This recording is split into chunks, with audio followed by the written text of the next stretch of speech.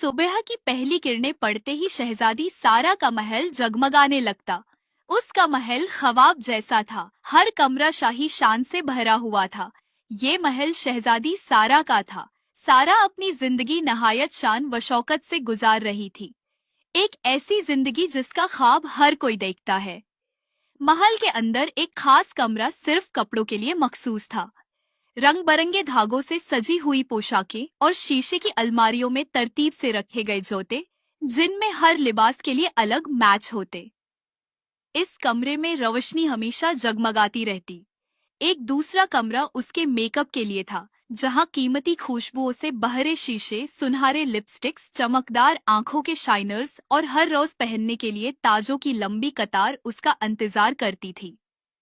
उसका नाश्ता बादाम के दूध, शहद में भीगी रोटियों और सुनहरे प्यालों में रखे हुए पहलों पर मुश्तमिल होता। उसका गुस्ल फूलों के पानी से किया जाता और उसके जिस्म पर रोज पेटल्स निछावर किए जाते।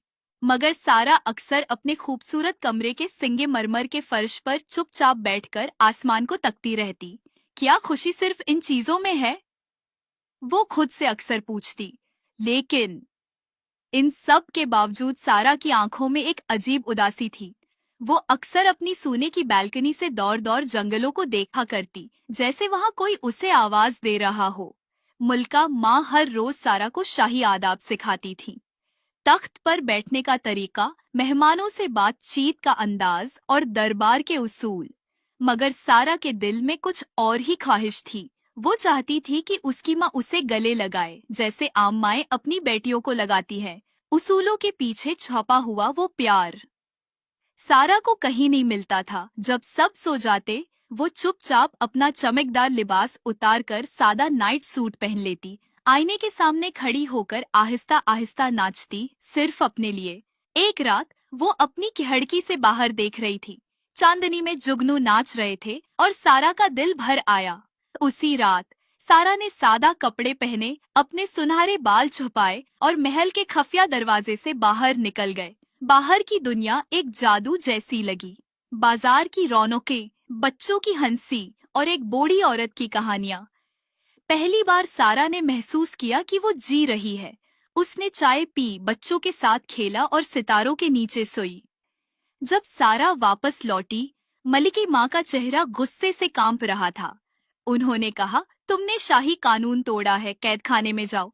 कैद खाने की सर्द पथरीली दीवारें सारा को घूर रही थी। तभी चांदनी दीवार पर पड़ी और कुछ चमकने लगा। चांदी के फूल एक एक करके उभरने लगे। फिर अचानक दीवार में एक जादुई दरवाजा खुल गया। सारा के कदम खुद ब खुद उस रोशनी की तरफ बढ़ने लगे। जैसे ही वो अंदर गई, उसके कदमों तले जिंदा फूल खिलने लगे। हवा में सितारों जैसे जर्रे तैर रहे थे। मगर जैसे जैसे वो आगे बढ़ी, मनाजिर बदल गए। दरख्त मुरझा गए, फूल झड़ गए। सारा एक नए जादुई दुनिया में पहुंच चुकी थी, जहां दरख्त चांदी के थे, नदियों में शहद था और हवा में तितलियां उड़ रही थीं। लेकिन वहां की सब परियां उदास थीं, उनके पर बेरंग हो चुके थे। एक जख्मी परी ने बताया, काली परी ने हमारा जादू चुरा लिया है। वो नफरत की ताकत से हमारी रोशनी छीन रही है। सारा ने फैसला किया कि वो परियों की मदद करेगी। वो अंधेरे किले की तरफ निकली। रास्ते में हवा जहरीली थी, जमीन पर कांटे थे। आखिरकार वो पहुंची। काली परी एक तारीक तख्त पर बैठी थी। उसके चेहरे पर नफरत के सालों के निशान थे। उसके हाथ में एक जादुई कुफल था, जिसमें परियों की ताकत कैद थी। काली परी बोली, मोहब्बत कमजोरी है। मैंने सब कुछ नफरत से हासिल किया। सारा ने नरमी से कहा, तुम्हारे दिल में भी कभी मोहब्बत थी, मैं उसे वापस लाऊंगी। सारा ने एक लम्हे को आंखें बंद की, लेकिन फिर वो आगे बढ़ी और उसे गले लगा लिया। अचानक आसमान ठहर गया। अंधेरी परी की आंखों से आंसू निकले। तुम्हें मुझसे नफरत नहीं, सारा ने कहा। तुम अकेली नहीं हो, तुम भी परी हो, तुम भी रोशनी का हिस्सा हो। उसी लम्हे आसमान से रोशनी की बारिश होने लगी।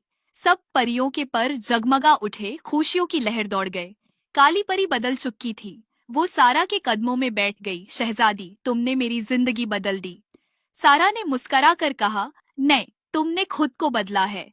मैंने सिर्फ तुम्हें याद दिलाया कि तुम कौन हो। तुम्हें सजा नहीं, सिर्फ मोहब्बत की जरूरत थी।